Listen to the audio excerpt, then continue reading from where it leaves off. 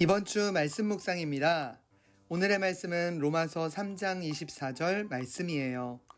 사람이 그리스도 예수께서 주시는 속죄를 통해 하나님의 은혜로 의롭다는 판단을 받습니다.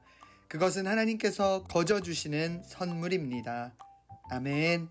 샬롬! 우리 늘사랑교회 어린이 여러분, 예수님의 이름으로 사랑하고 축복합니다. 어제 우리는 로마서 말씀을 통해서 예수 그리스도 안에 산다는 것, 하나님의 은혜를 받았다는 것, 그리고 하나님을 믿는 믿음의 자녀가 되었다는 것을 함께 나누었습니다. 사도 바울은 하나님께서 예수님을 보내주시고 예수님이 우리의 모든 죄를 대신하여서 죽으시고 우리의 모든 죄를 용서해 주셨다는 것을 가르쳐주고 있어요. 우리 어린이 여러분들이 복음의 놀랍고 기쁜 소식을 잘 기억하고 있는지 한 번 더 말씀을 살펴볼까요? 자, 왼편에 있는 그림은 어딜까요? 네, 하나님이 만드신 하나님의 나라예요. 하나님은 첫사람 아담과 하와를 만드시고 그들이 하나님 나라에서 행복하게 살도록 축복해 주셨어요.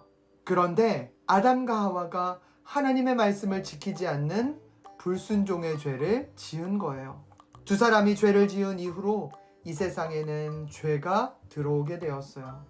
우리가 태어날 때부터 어떻게 죄를 짓는지를 누군가 알려주지 않아도 나쁜 생각을 할 때가 있고 죄의 유혹에 흔들리기도 해요. 부끄럽지만 목사님 안에도 솔직히 욕심부리고 미워하고 싶은 마음이 들 때가 있거든요. 그렇다면 내 힘과 내 노력으로 모든 죄를 없앨 수 있을까요?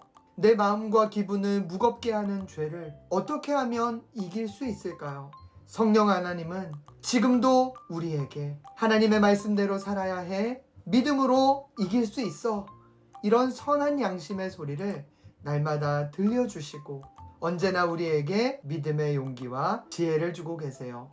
우리에게 여전히 죄가 있을 때는 스스로 해결할 수 없기 때문에 하나님께 도저히 가까이 나아갈 수가 없었어요.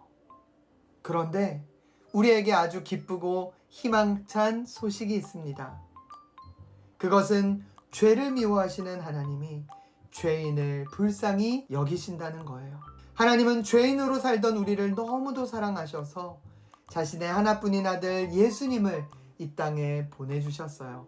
예수님은 하나님께로 도저히 가까이 나아갈 수 없던 우리의 모든 죄를 용서해 주시기 위해 십자가에 달려 죽으셨고 부활하셨습니다. 죄로 가득했던 우리의 삶에 참 소망과 생명을 예수님이 주신 것입니다. 할렐루야. 오늘의 퀴즈. 사도 바울은 하나님의 은혜로 우리가 의로운 하나님의 자녀가 되었다고 말했지요. 그렇다면 하나님의 자녀된 우리는 어떻게 살아가야 할까요? 우리 어린이 여러분들은 예수님이 나를 위해 죽으시고 다시 부활하신 것을 믿나요? 또한 오늘 말씀과 같이 하나님이 우리를 의로운 믿음의 사람으로 하나님의 자녀로 삼아주셨다는 것을 믿나요? 아멘. 그렇다면 오늘 말씀을 마음에 새기면서 목사님을 따라 이렇게 외쳐볼까요?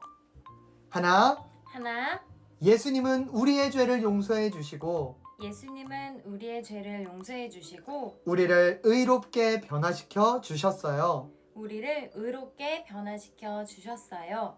둘, 이제 우리는 바른 믿음을 가지고 하나님의 자녀답게 살아요. 아멘. 오늘 말씀을 마음에 품고 함께 기도하겠습니다. 사랑의 하나님, 우리의 모든 죄를 용서해 주시기 위해 예수님을 보내주셔서 감사합니다.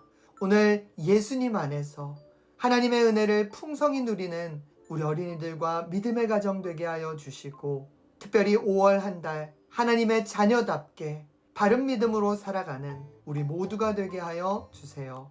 예수님의 이름으로 감사하며 기도드립니다. 아멘. 고마워. 사랑해. 축복해. 화이팅!